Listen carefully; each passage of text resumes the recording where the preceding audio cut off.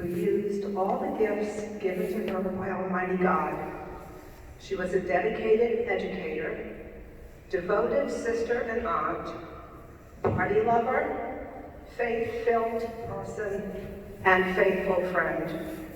She grew up in Fairmount, attended St. Francis Xavier School, and was valedictorian of Paladin Girls High School, class of 1961.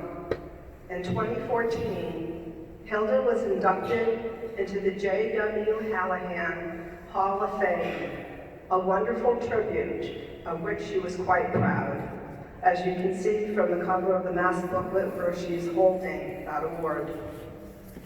She started her teaching career in the cadet program right out of high school.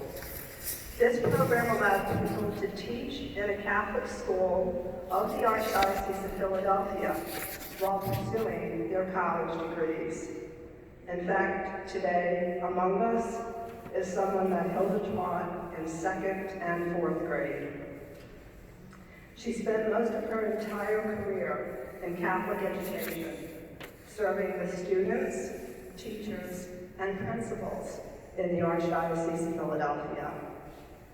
Her God-given talents as a teacher and an organizer were noticed by Sister Marie Albert, who was then Assistant Superintendent of the Office of Catholic Education. She asked her to develop a new program she had in mind for the schools of the Archdiocese. This staff development program, known throughout the Archdiocese as the Right to Merit program, which was not really supposed to last more than a year, went on to become a model staff development program throughout the country and lasted for 40 years. That's the kind of person Hilda was. She could take an idea, massage it, develop it, and run with it, bringing on board with her everyone around her in the best interests of the children. One of the gifts of the Holy Spirit given to Hilda was the gift of knowledge regarding other people's gifts. As a result of this gift, many individuals who worked for Hilda went on to become very successful in the field of education. Professors, assistant superintendents, and one even went on to become the president of Hope Mifflin. Hilda continued to use her blessings even after she retired. She served on the development board of Resurrection Regional Catholic School in Northeast Philadelphia and volunteered at the Norristown Library, this time to help adults learn how to read. As Monsignor Niccolo mentioned, she also became very, very active here at St. Helena's, her new home, and became a member of the Stephen Ministry to help fellow parishioners. Aside from education, one of the ways Hilda served her friends, family, and especially neighbors was to give them the gift of reprieve from the pressures of everyday life. Hilda did this by planning parties for them as if she were on a mission from God. Hilda loved to cook and entertain. She had a beautiful home in which she took great pride, and many people benefited from her dinners and the elegant table she would lay out for them. But what she will best be remembered for is her theme parties.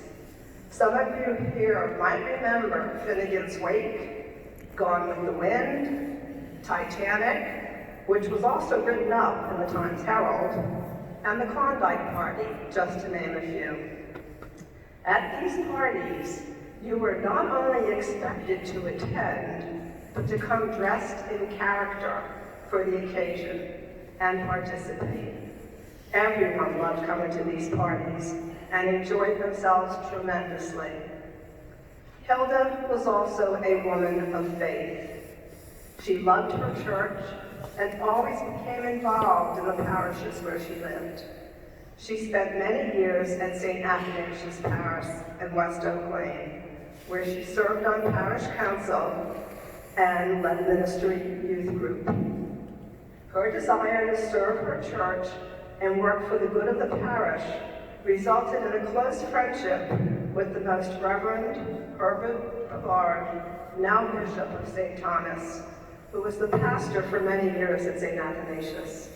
His voice on the phone gave her great comfort in the hours before she passed away. In fact, it was her deep faith that guided her when she was looking for a huge home that would be perfect for her parties. As soon as she walked into the house in East Norriton, she saw stenciled on the wall, "As for me and my house, we will serve the Lord." Before even seeing the rest of the house, she turned to me and said, "This is the house for me." As Monsignor mentioned a short time ago, Hilda was sent home on hospice 10 years ago and given 2 to 3 weeks to live.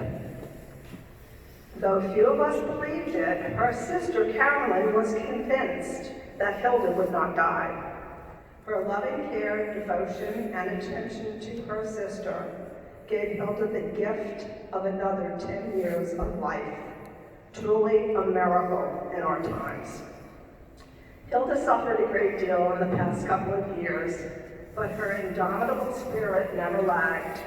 She was an amazing patient, rarely complained, and always grateful for any help provided.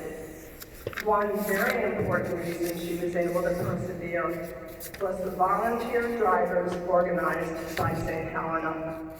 Not only did their dedication get her to and from dialysis, but they also gave her that important gift of companionship and friendship.